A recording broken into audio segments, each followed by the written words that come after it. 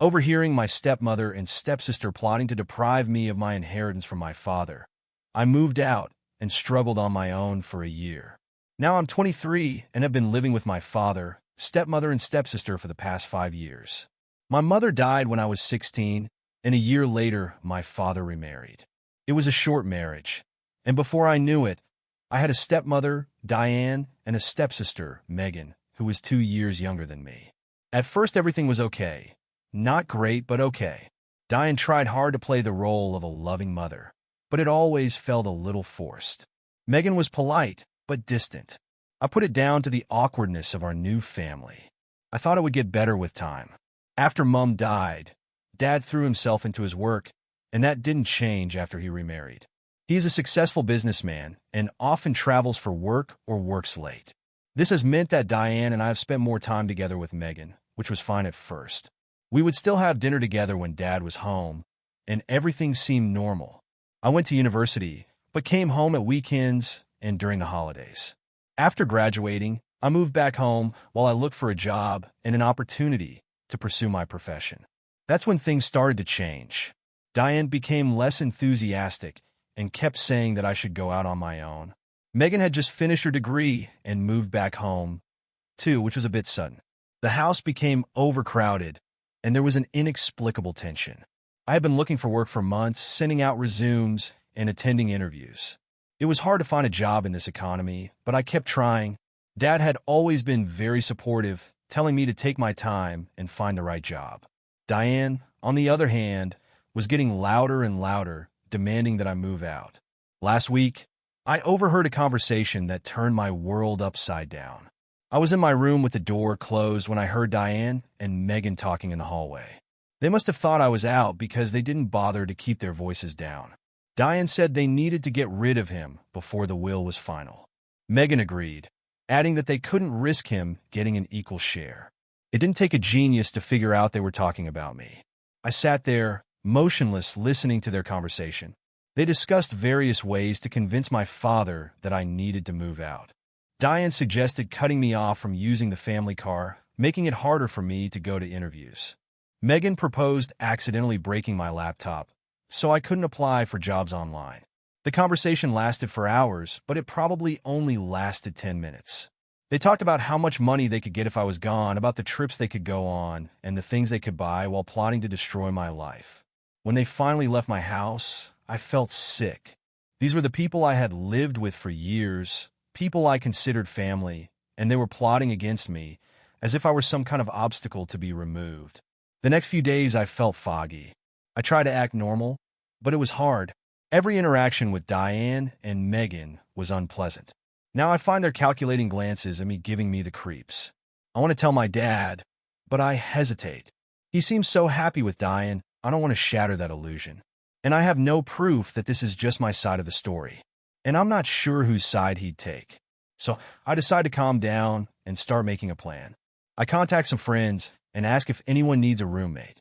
I redoubled my job search efforts, applying for positions I previously considered beneath my level, as long as it got me out of the house.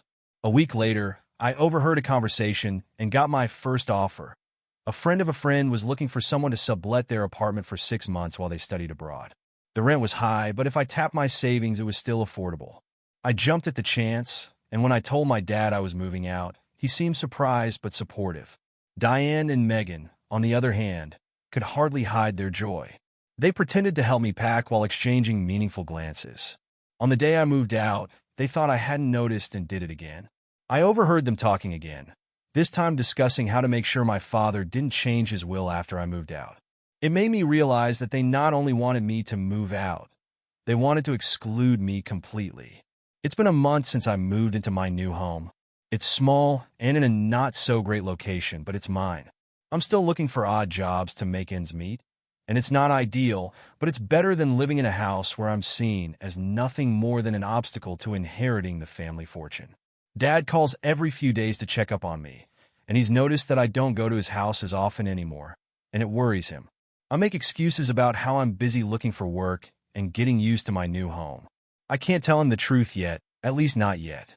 I want to hire a lawyer, perhaps to protect my inheritance, but the truth is I don't care about the money. What pains me is that the people I thought were my family only see me as an obstacle to their financial gain. Sometimes late at night, I wonder if my mother will be disappointed in me if I don't fight harder. But then I remember what she always taught me, that family is about love, not blood or legal documents. By that definition, Diane and Megan were never really my family. I don't know what the future holds. One part of me wants to confront them and expose their conspiracy, while another part just wants to leave and never look back. For now, I'm focusing on building my own life, independent of anyone's goodwill or inheritance. Last week, I finally found a job at the entry level, not a high salary, but it's a start. I haven't told my dad yet. I'm not sure if I want Diane and Megan know about my life. The less they know, the less they'll try to undermine me. I've started therapy, the cheapest I could find, to try and work through the anger and betrayal. My therapist suggested I write to Diane and Megan, not send it, but just write out my feelings. I've got a notebook with everything I want to say to them. Sometimes I dream about Mom, and she's always smiling and telling me she's proud of me. I wake up feeling both relieved and lost. I miss her more than ever and wish she could guide me through this. I thought about contacting my mother's side of the family, whom we lost touch with after her death, mainly because it was too painful for all of us, but now I find myself longing for that connection. Maybe as the months go by, it's time to rebuild those connections. I've settled into a routine. Work, come home, repeat. It's not exciting, but it's stable. I'm slowly building a life for myself that has nothing to do with Diane, Megan, or any of the inheritance. Next month is Dad's birthday, and I'm considering whether to attend the family dinner. On the one hand, I want to see him and celebrate with him, but on the other, the thought of sitting across the table from Diane and Megan and pretending that everything is normal makes me feel sick. I've started going to the local youth center on the weekends, where many of the kids come from broken homes or have lost their parents. I never thought I'd be able to relate to them. It was healing in its own way, helping these kids cope with their grief and anger. Sometimes I wonder what Diane and Megan tell people about why I suddenly moved away, whether they paint me as an ungrateful stepson or brother who abandoned his family, or if they just pretend I never existed. I try not to dwell on it, but sometimes I can't help thinking about it. I made some new friends at work, and through volunteering, I've made friends in my life who understand who I am, not people who value my inheritance or family connections. These relationships are more real than any I had with Megan. The other day, I ran into Megan at the grocery store, and it was an awkward encounter. She was overly friendly, asking me about my work and my new place. I gave vague answers and got out of there as quickly as possible. The encounter left me shaken for days. I started thinking about my long-term future. Should I stay in a city where I could run into Diane or Megan at any time, or should I leave for good and move to a new place where no one knows me? The idea was tempting, but I wasn't sure I was ready to leave my father, as my lease was about to expire. I face a choice: renew my lease or find better accommodation. The idea of moving again exhausts me, but so does staying indefinitely in this tiny apartment. It's just another reminder that my life has changed so drastically in such a short time. I've started dating again recently, but nothing serious, just the occasional few dates here and there. It feels good, but it's also challenging. I find myself hesitating, afraid of being heard or betrayed again. My therapist says it's normal rebuilding. Work is going well, and I recently got a small promotion. It's just been a few dates here and there, nothing serious. It feels good, but it's also challenging. I find myself hesitating, worrying about being heard or betrayed again. My therapist says it's normal rebuilding. Work is going well, and I recently got a small promotion, which has eased my financial pressure a little. I no longer have to dip into my savings every month to pay the rent. And although it's a small victory, it means a lot.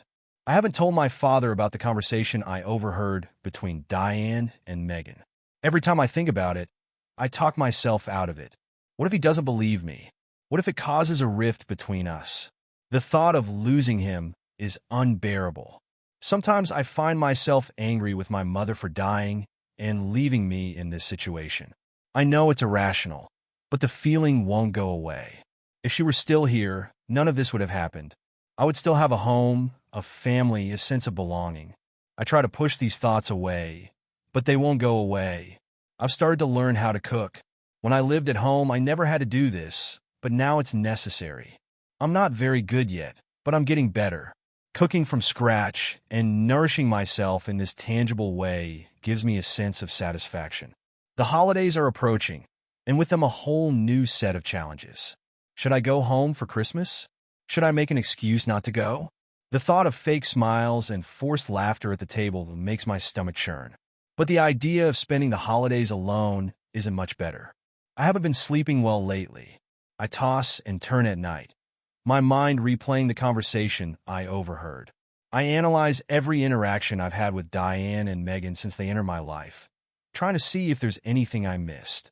It was exhausting, but I couldn't seem to switch my brain off.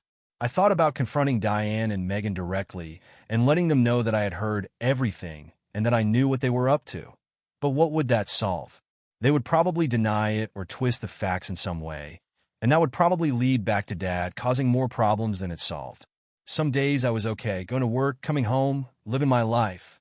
Some days, everything that had happened weighed me down. It's hard for me to get out of bed, to face the world, where those who should be my family see me as nothing but an obstacle. I started keeping a diary, writing down my thoughts and feelings each day. It helps me somehow. On paper, maybe one day I'll look back at these notes and see how far I've come. For now, they record this turbulent time in my life. As I approach the 6-month mark of living alone, I find myself reflecting on what's happened. I'm not the same person I was when I used to eavesdrop on conversations.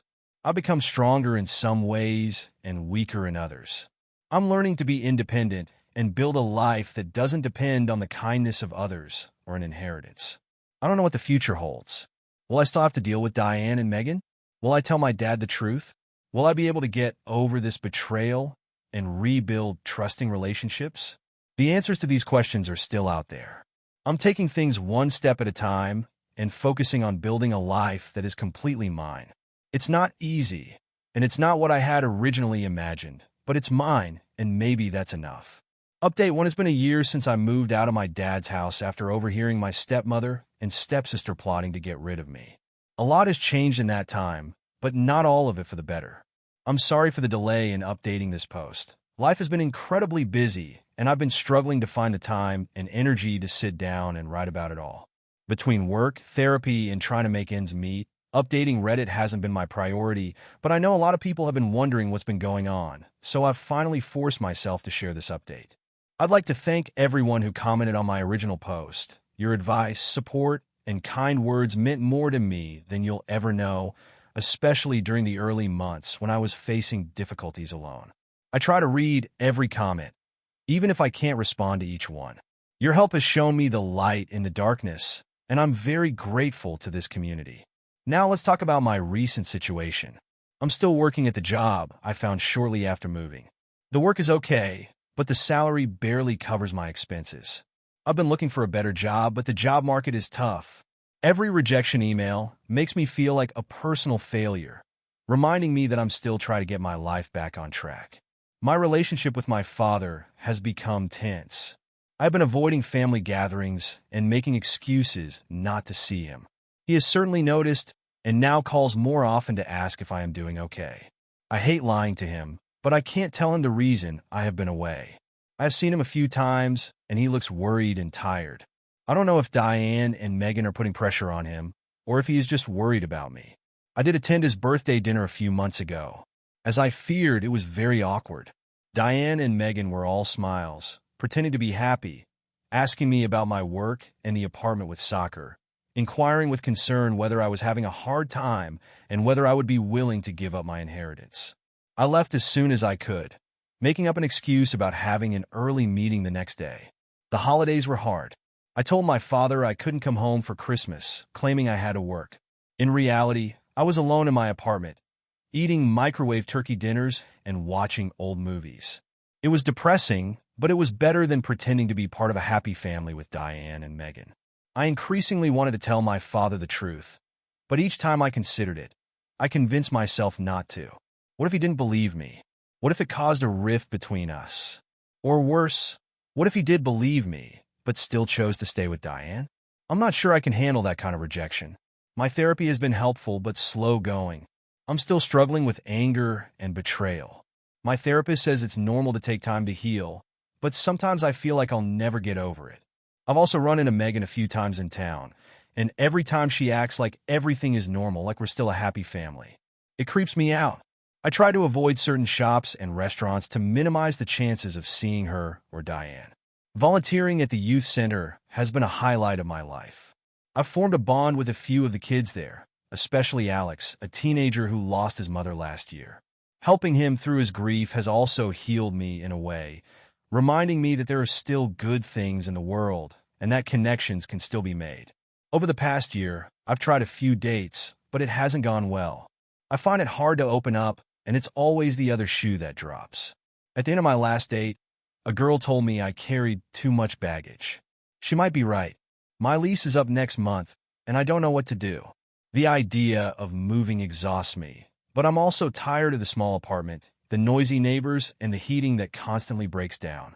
I've been looking at other places in town, maybe even moving to the next city over. The idea of starting over is tempting. Finally, I contacted my mother. We hadn't been in touch for years since she died, and it was awkward at first, but talking to her felt like reconnecting with a part of myself. She invited me to spend the weekend at her place. I'm considering it. Explaining what happened was a daunting task, and lately the stress has been even greater. There are rumors of layoffs, and as one of the new hires, I fear I may be one of the victims. The thought of being unemployed terrifies me. I don't have much savings left, and without an income, one don't know how much longer I can last. I start having nightmares about being homeless and having to go back to my father's house and face Diane and Megan. I wake up in a cold sweat, my heart racing, and it takes hours for me to calm down and go back to sleep. My birthday passed without incident. My father called, of course, and a few friends took me out for a drink. But it was hard not to compare it to the birthdays when my mother was still alive, when the whole family celebrated and the contrast was so stark and depressing. Recently, I've been thinking a lot about my mother, wondering how she would see all this and what she would advise me to do. Sometimes I pour out my heart to her photo. It may be childish, but it helps to relieve my anger towards Diane and Megan. It hasn't diminished over the past year. It's even intensified. I find myself imagining and confronting them, telling them I know all about the daydream. They crumble and admit that Dad has kicked them out, but I know it's just fantasy. I started researching legal options just in case. I met with an attorney who specializes in estate law. He said that without proof, I couldn't protect any potential inheritance rights. He suggested talking to my dad about setting up a trust, but that would mean telling him everything, and I wasn't ready to do that. My health was already starting to take a toll. I'd lost weight, felt tired all the time, and my doctor said my blood pressure was up. I needed to find a way to relax. Easier said than done. I've thought about moving away completely and starting a new life in a new city where I wouldn't run into Diane or Megan. But the thought of leaving my dad behind, of possibly never seeing him again, is too painful to seriously consider. There have been bright moments in this darkness. I've made some good friends at work, and through volunteering, they've supported me in their own way, even if they don't know the full story. It felt good to have people in my life who liked the real me, not the potential heir. I developed some new hobbies to fill my time and take my mind off things. I've been learning to play the guitar. I've always wanted to learn, but I never had the time before. I'm still not very good, but the learning process is very satisfying. I also started running, at first just to get out of the apartment and clear my head, but then I discovered that I really like it. Pushing my body to the limit and leaving my worries behind for a while gives me a sense of release. As the first anniversary of my move approaches, I find myself getting more and more anxious. It feels like I should have made more progress and be in a better place by now. My therapist says I'm being too hard on myself and that therapy isn't linear. I try to believe her. I do visit Aunt Sarah and her family. It feels good to be around people who knew my mom and who can share stories about her I've never heard. I felt like I belonged somewhere again, but when I returned to my empty apartment, it was harder than I thought it would be. The visit also stirred up some complicated emotions. Aunt Sarah asked about Dad and his relationship with his new wife, and I found myself unable to answer, choking up. She certainly noticed and gently asked for more information. I finally told her everything. Aunt Sarah was furious for me. She wanted to call Dad immediately and confront Diane and Megan herself. I had to convince her and explain why I hadn't told him yet. She didn't agree with my decision, but she respected it. Before I left, she made me promise to keep in touch and let her know if I needed anything. It was comforting to know that my mother's side of the family supported me. Now Sarah calls regularly to check up on me, and she's even offered to let me stay with her if I run into financial difficulties. I don't intend to take her up on that offer just yet, but it's nice to know it's there. As for Dad, well, he turned up at my apartment last week, looking worried. He said he couldn't stand the distance between us and that he needed to know what was going on. I tried to change the subject and make excuses, but he wouldn't be put off. We ended up talking for hours. I told him everything, including overhearing Diane and Megan's conversation, my concerns about the inheritance, and why I had been avoiding family gatherings. I was emotional, and the words just poured out.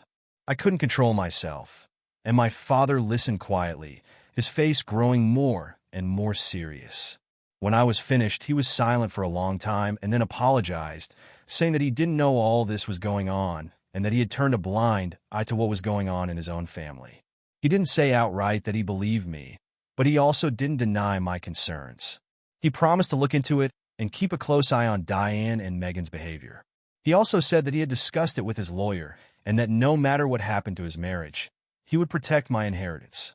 After the conversation, I felt relieved, but also guilty for possibly disrupting his marriage.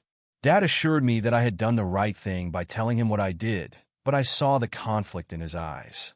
A week has passed since the conversation, and I haven't heard much from Dad. He texted that he was looking into it and would contact me soon.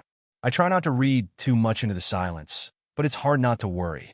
Diane called me yesterday, her voice as sweet as syrup, inviting me to Sunday dinner. I declined, making up an excuse about work. I don't know if she knows I spoke to Dad. Is she trying to do damage control? The thought makes me feel a little sick because I'm about to start my second year alone. I find myself at a crossroads. Should I stay here, close to Dad, and also to Diane and Megan? Should I take Aunt Sarah up on her offer to move closer to Mom's?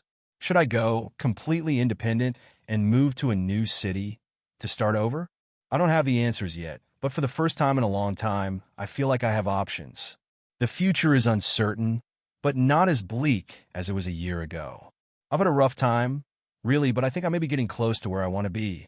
I work hard every day, focusing on my job, volunteering, and my new hobbies. I'm trying to build a life of my own, not dependent on anyone's kindness or inheritance. It's not easy, and it's not the life I originally thought I'd lead, but it's my life, and maybe that's enough. Conversations with my father bring back so many old memories. I find myself missing my mother more than ever, wondering how she would have seen it all, whether she would have been proud of my independence or disappointed that I didn't try harder. I will never know, and the uncertainty makes me uneasy. My sleep problems have returned, and every time the phone rings, I jump, wondering if it's my father. The waiting is unbearable. I throw myself into my work, my hobbies, anything to keep my mind occupied, but in the quiet moments, the worry creeps back. Update.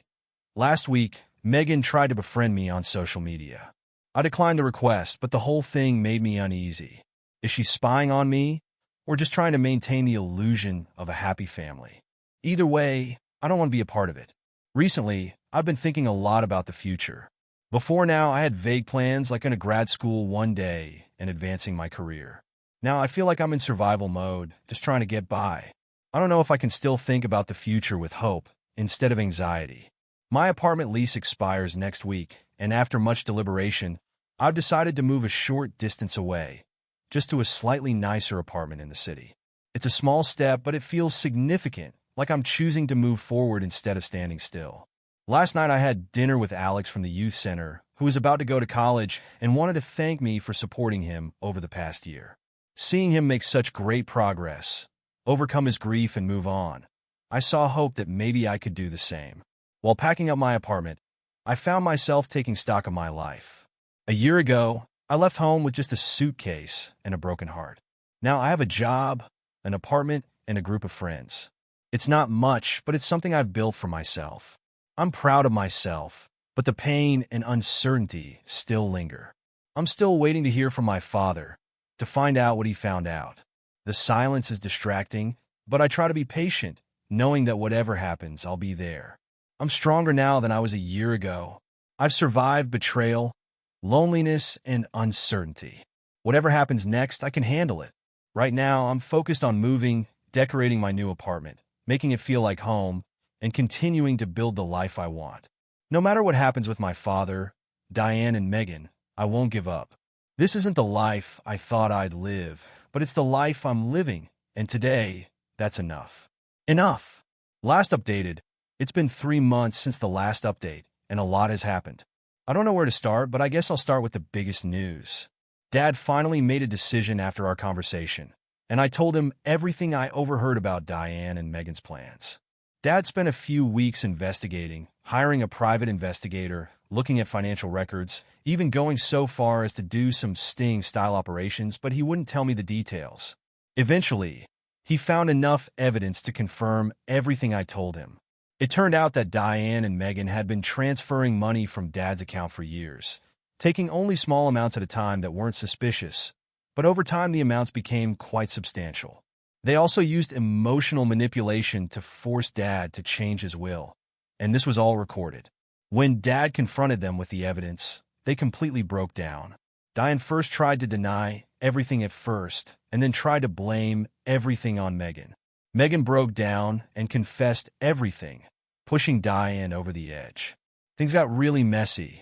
To make a long story short, Dad filed for divorce and also sued Diane and Megan for financial fraud. They moved out and, as far as I know, are staying with Diane's sister in another state. I feel all sorts of emotions about all this. On the one hand, I feel vindicated that everything I feared has come true and everything I overheard was true. On the other hand, I hate seeing Dad go through this pain. He loved Diane, or at least he thought he did. Finding out it was all a lie has been devastating for him. Dad and I are talking more now. He has apologized countless times for not seeing what was going on and not believing me sooner. I have forgiven him, but our relationship is still strained. We are trying to improve it, though we have started having weekly dinners together, just the two of us. It can be awkward at times, but it's a start. As for me, I'm still living in the new apartment. Moving was a good thing for me. I feel like it's a fresh start, a place that really belongs to me, with nothing to do with Diane or Megan. I've been slowly furnishing it to make it feel like home. It's not much, but it's mine, and that's important to me. Work is going better. The layoffs I was worried about never happened, and I even got a small raise. Not much, but enough to stop worrying about making ends meet. I've started saving a little each month. Not much, but it's a start. Therapy continues, and my therapist says I'm improving, even though sometimes it doesn't feel that way. Anger and betrayal still exist, but no longer consume me as they once did. I have learned to accept the past and not let it define me. I spend more time with my mother's side of the family, and Sarah has been like a second mother to me during this time, always offering advice or a listening ear when I need it. I visit her family often and get to know my cousins again. It's nice to have a family again, even if it's not the one I grew up with, and dating is still complicated. I've gone on a few dates, but nothing serious. I'm still trying to trust people and open up. My therapist says that's normal and it takes time. I'm trying to be patient with myself. An unexpected development is that I've started writing. At first it was just a diary, but recently I've been thinking about writing about my experiences in a book, maybe a memoir, maybe a novel. I'm not sure yet, but writing has been a way to process what's happened. Last week, I had a long conversation with my dad about my inheritance. He set up a trust fund for me separate from his personal assets, saying he wanted to make sure I was taken care of no matter what happened. I wanted to tell him it wasn't necessary, that I didn't care about the money, but he insisted it was his way of making amends. Dad has been talking about selling the house because there are so many bad memories there. He says that part of me is sad about this. After all, it was my child at home, but I understand his need to start again. We've been looking together for a smaller place, and he jokes about becoming roommates, but I think we both know we need our own space. I ran into one of Megan's friends at the grocery store last week, and she gave me a dirty look and muttered something about me ruining Megan's life. I wanted to defend myself, but I just walked away. What they think doesn't matter anymore. I know the truth, and that's enough. Work has been a good distraction. I've thrown myself into it, taking on as many projects as I can. My boss has noticed, and she's hinted that I might get a promotion soon. It feels good to know that my hard work is paying off. My dad and I are planning a trip together. It's not a luxurious trip, just a weekend at the nearby lake. The lake is where I used to go camping as a child, and before Mom got sick, it felt like a step towards rebuilding our relationship, a step towards creating new memories to replace the painful ones. Recently, I've been thinking a lot about my mom and wondering how she would feel about what's happened. I miss her more than ever. During my last visit, Sarah gave me a box of my mom's things, photos, letters, even some of her jewelry. It was both emotional and healing to go through them. It felt good to have these tangible connections to her. I started reaching out to old friends. When Diane and Megan had their accident, I lost touch with them. Some people were willing to accept it, others weren't, but it felt good to rebuild my support network and feel like I had people in my life. Annie, before this, there were ongoing legal proceedings against Diane and Megan. Dad's lawyer would keep us updated, but I tried not to focus on it too much. They would have to face the consequences of their actions, but I didn't want their fate to dictate the rest of my life. Recently, I've been thinking more about the future, not just surviving each day, but really planning ahead. I'm thinking about going back to school, maybe for a master's degree. It's a big step, but for the first time in a long time, I feel capable of it. It's still hard, but the good days are starting to outweigh the bad. I'm not well yet, but I'm getting better. I'm building a life for myself, one that isn't defined by what Diane and Megan tried to do to me. It's not the life I wanted, but it's my life, and for the first time in a long time, I'm excited about the future. Thank you. Your kindness means more than you'll ever know. This is my last update. It's time to close this chapter in my life and focus on writing the next one. Wish me luck.